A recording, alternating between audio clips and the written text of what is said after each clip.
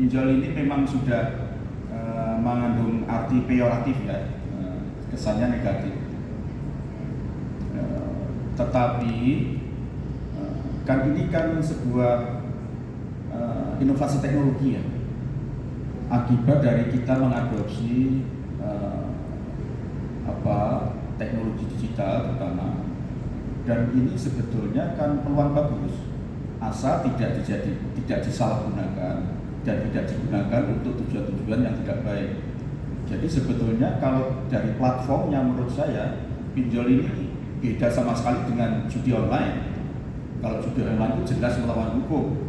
Menurut Undang-Undang Nomor 11 Tahun 2008, Undang-Undang ITE, ya, terutama pasal 27 ayat 2 itu jelas itu adalah melawan hukum. Yang judi itu dan sanksi ancamannya 6 tahun penjara atau 1 miliar denda kan. Jadi tidak sama sekali.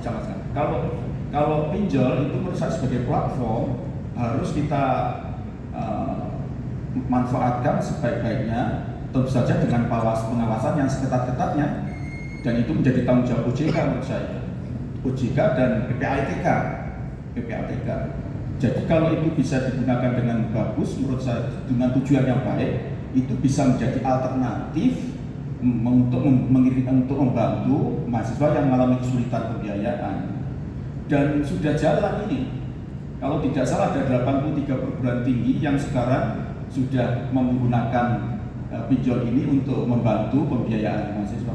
Kan bagus kalau itu perguruan tinggi yang bertanggung jawab. Perguruan tinggi ikut bertanggung jawab, syukur-syukur perguruan tinggi yang memberi subsidi bunganya, ya, itu saya kira lebih bagus. Jadi sekali lagi hilangkan pandangan peyoratif tentang pinjaman online, bahwa telah terjadi fraud, telah terjadi penyalahgunaan dan terjadi pemerasan melalui fraud, melalui pinjol. Itu tanggung jawab tugasnya pemerintah, terutama yang membidangi bidang yang membidangi bagaimana supaya platform ini justru bukan menjadi ancaman tetapi peluang. Misalnya apa? Ya mereka yang beroperasi di pinjol kan mestinya harus bayar pajak, dikenai pajak. Ya, kalau dia kena pajak berarti kan pemerintah itu pendapatan, salah satu sumber pendapatan negara. Ada 83 yang saya lihat sudah perguruan tinggi, memang semua swasta.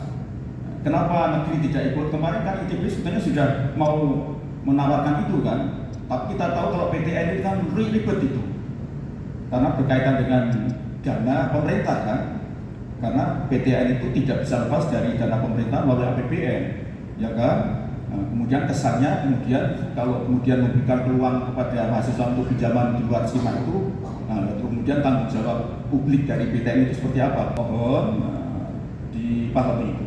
Tentang saya mendukung ya, asal tadi itu dengan catatan jangan judulnya hanya Menko PMK mendukung orang, kemudian bayangannya ini sama dengan judi online ini kan gitu ya. Jadi itu dengan catatan itu memang betul-betul resmi, ada izin, dan izinnya kalau tidak salah itu harus di bawah pengawasan OJK kan. Kemudian PPATK harus juga ikut mengawasi itu. Kemudian skema pembayarannya termasuk bunganya.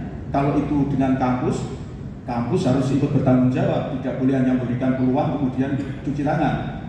Kalau bila perlu kampus meringankan beban pinjaman itu dengan subsidi bunga.